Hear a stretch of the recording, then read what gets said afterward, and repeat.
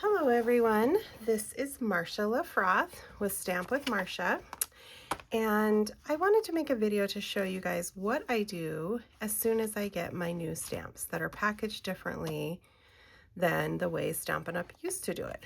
This is how they used to do it. You'd get your stamps in a DVD case.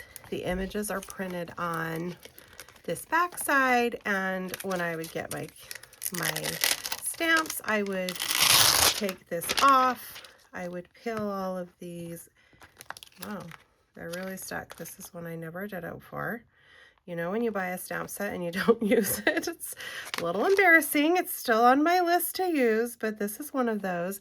And I would match them all, put this plastic over the top, and then I throw away the bottom part. So that is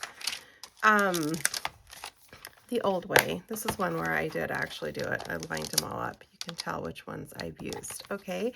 But when you line these up, you're lining them up face up with the image you would ink face up, okay? So now stamps come like this. It says the name of the stamp set in big bold letters, Scalloped Wishes. And dies come like this, where you see the images and it says in small letters, Scalloped Wishes dies. And they show you what the dies look like, but the big warning and why I store them differently is that these are not to size. So, and even the stamp sets, if they can fit them to size, they will be, but sometimes they're not. So here's what I do when I get my new ones, and I'm going to show you how I store them and label them and everything. Okay, so inside that paper is this, and you can just peel them off and stick them on however you want. And you can look at the front to make sure you have everything. That's the easy, simple way that requires no prep. I like to do something that takes a little prep, but it helps me feel secure that once they're all off, I know how to get them back on. This is my way, okay? So you're going to want, you have a thick side and a flimsy side. You'll want to, we're going to be taking the flimsy side off. We don't have to just yet. I want to put adhesive, strong adhesive on the thick side and attach it to this back side of my folder, okay? And you can do tear tape, which is going to be easy in that you're not trying to rub some adhesive over this bumpy surface. But it's a little faster to use this if you can get it to work. Sometimes it won't catch on this slippery surface. I actually just made this whole video. See, now it won't work, and it did before. But now I cannot get it to work. Oh my gosh, this is so annoying. Well, you could just put it here and hope you get the right size. I'm gonna just try that.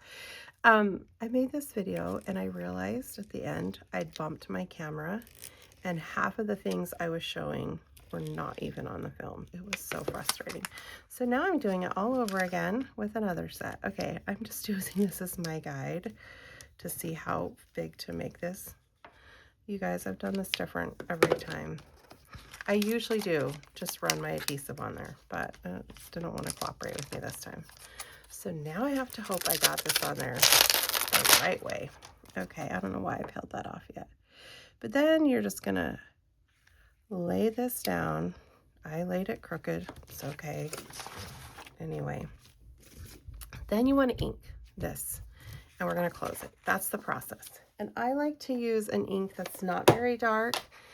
I did my Valentine ones in red, and then the red started bleeding through the front, and I was sad. So it's fine, doesn't hurt it. But so I am bringing my ink here, and you want to use a fairly decently well inked ink pad. My last video I did not the first time, and anyway, oh, but the well inked ink pad can do that. So oh well. And I'm just not going to worry about that, because my whole point is to be able to put these away and line them up. So now I'm closing this.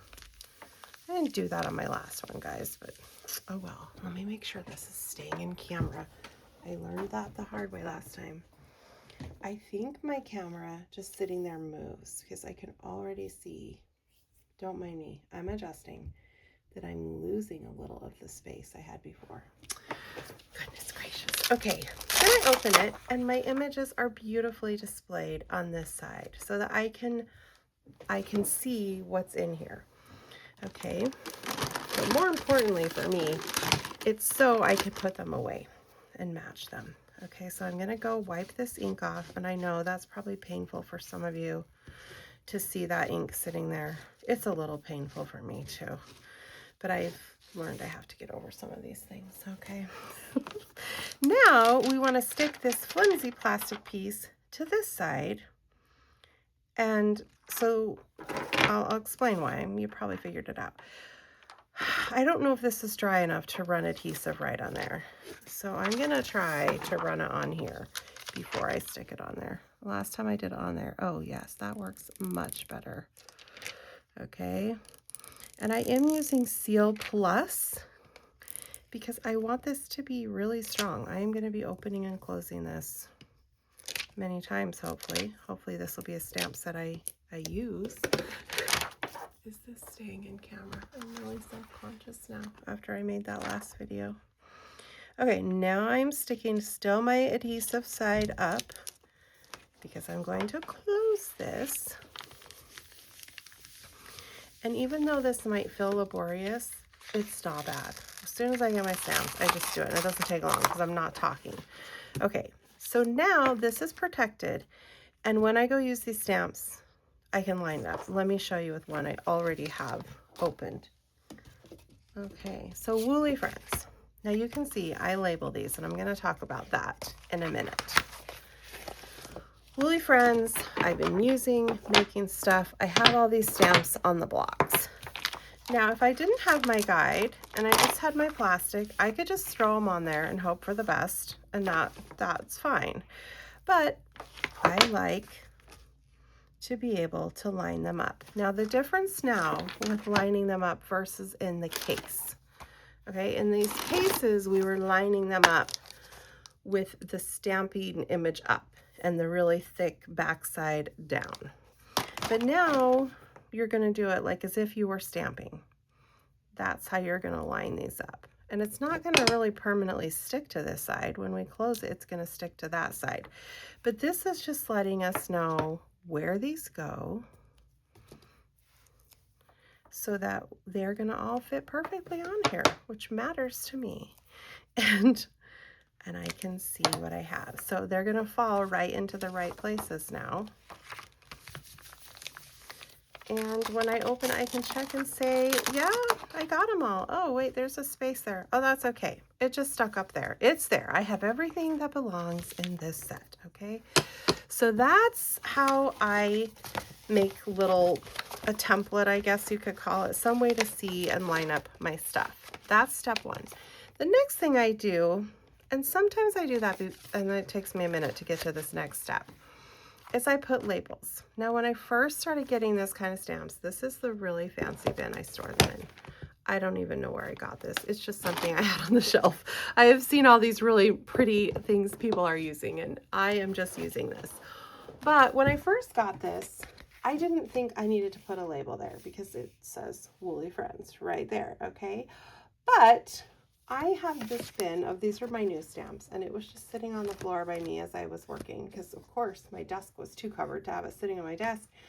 And I was flipping through looking for names. I found that if I had my dies labeled like this, but nothing on my stamps, I was just getting confused, even though it was like only a ½ inch down.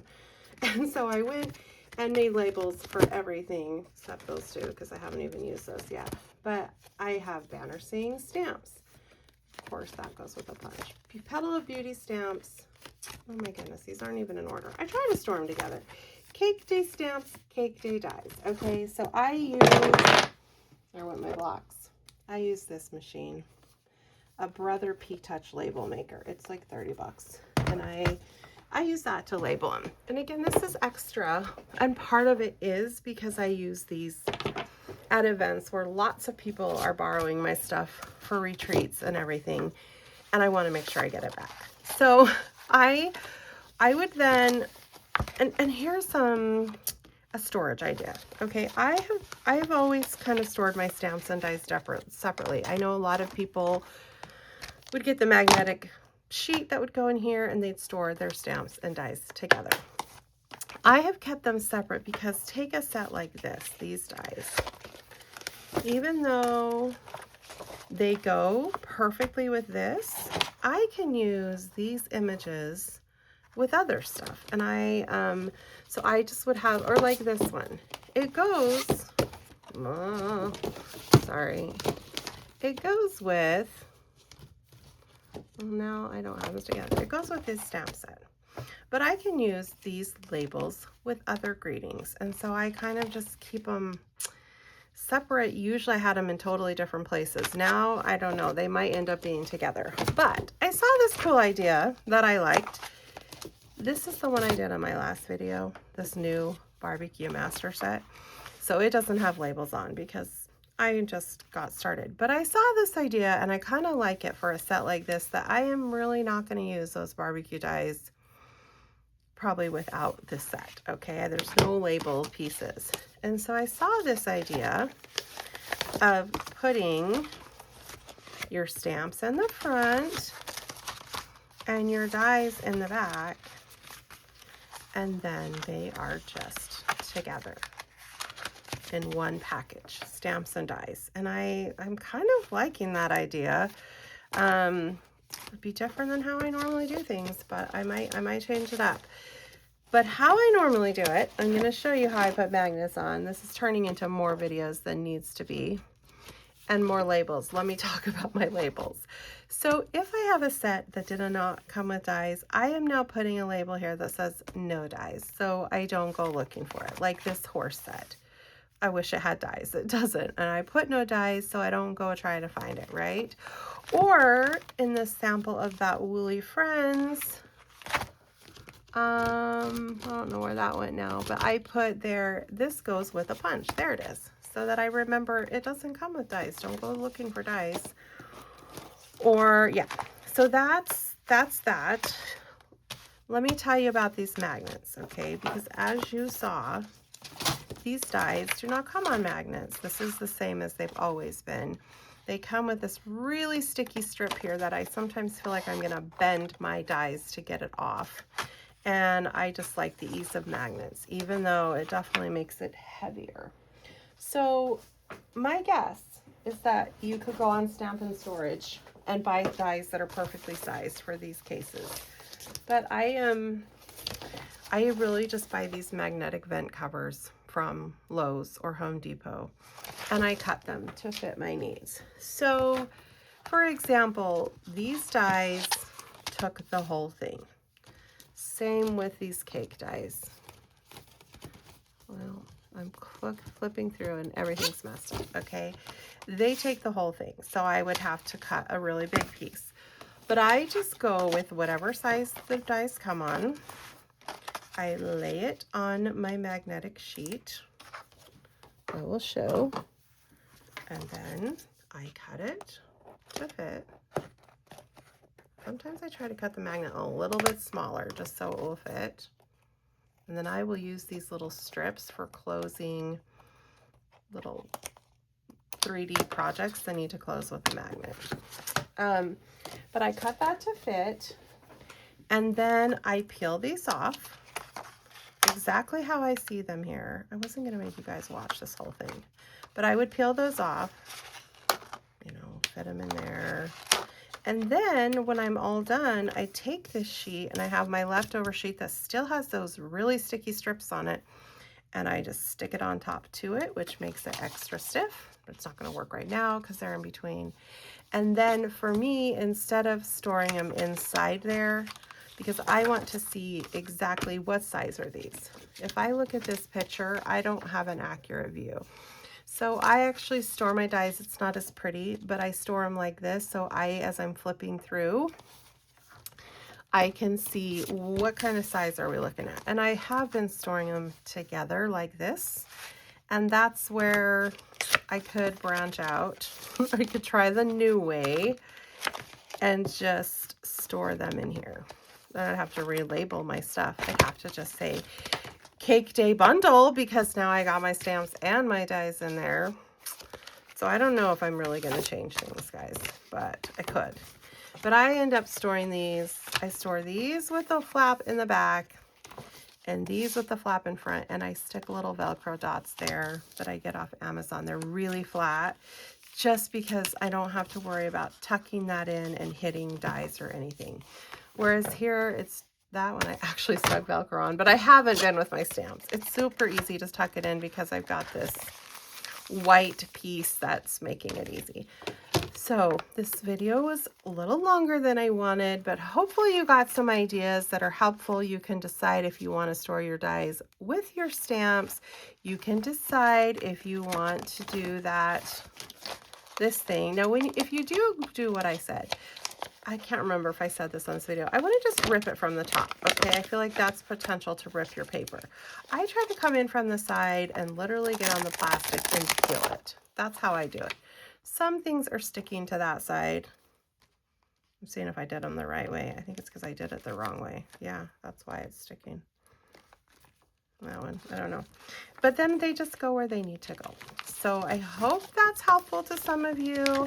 And just keep on stamping and making cute things. We'll see you next time. Bye.